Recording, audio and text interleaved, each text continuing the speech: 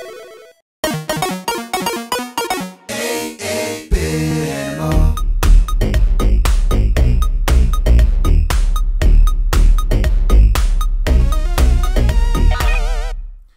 you doing, good people? This is the 8-Bit Animal. Now, Konami, under their Ultra Games label, because remember, Konami and Ultra Games were the same thing.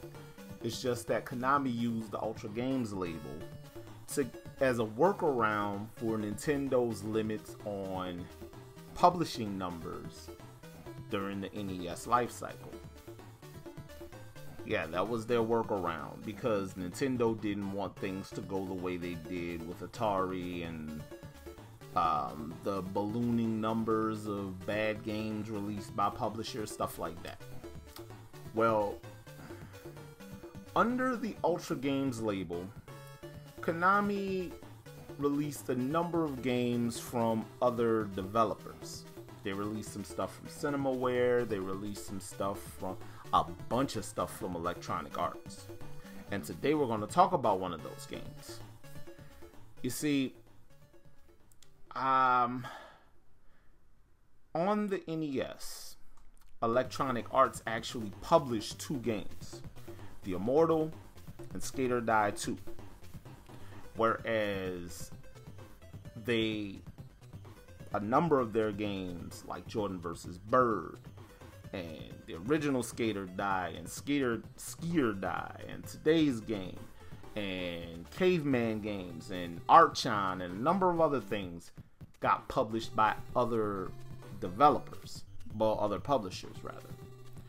Well, today's game is one of those things that got developed by and published on the NES by someone else.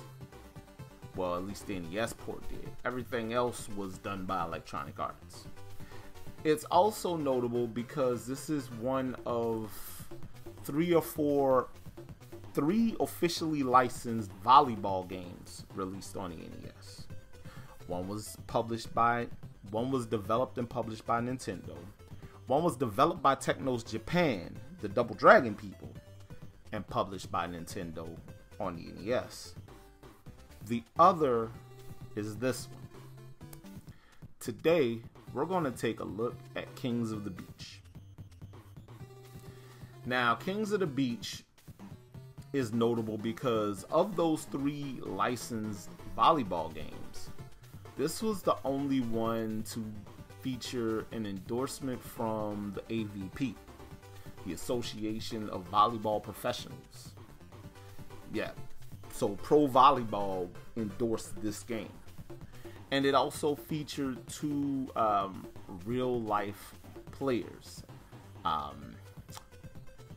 St. John Smith and Randy Stoklos. But a lot of this game actually plays and handles a lot like some of the other stuff that EA did that was published by Ultra Games. So like, most notably, the whole overworld situation where you select practice modes or tournaments or single events and stuff like that.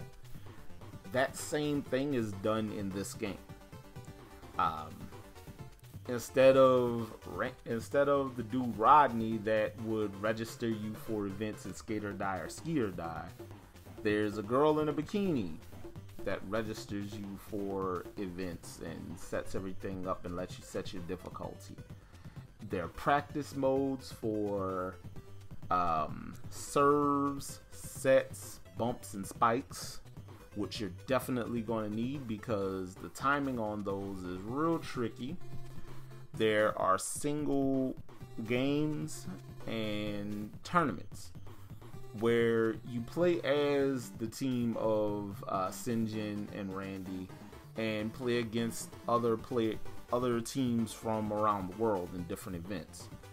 In different beaches around the world, rather. They all kind of look alike though. But the game is serviceable. It's I will say that Super Spike V-Ball, the one developed by Technos Japan and published by Nintendo, I will say that that's a better experience because it's an easier to pick up and play game. I will say this one is probably closer to a good volleyball simulation, if there's such a thing. This game is pretty solid. Again, it's not as good to me as Super Spike V-Ball, but it's, I mean, you only had 3 games on the system that did volleyball. There aren't a lot of volleyball video games in general. And out of the 4, because there was one unlicensed game, yeah, out of the 4, this one's probably number 2 behind Super Spike V-Ball. Now, if you want a copy of Kings of the Beach, you can get an NES copy for actually really, really cheap. You can get a copy for like $6. There's a lot of copies of this game floating out in the wild, and there's not a crazy demand for it. So if you really want one, you can get one without much issue. But yeah, this is an interesting thing because, again, there's not a lot of good volleyball, well, not a lot of volleyball games period on the NES. And this was another in a number of things that EA put out for the NES that wasn't published by them. So there's that as well. But it's a solid game. Just not as good as Super Spike V-Ball.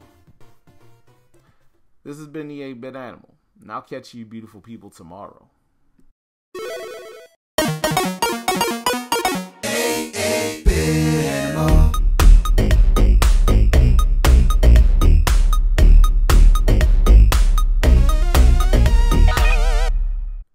Tomorrow, you should feel away. You just got socked in the face by a dude with that mustache.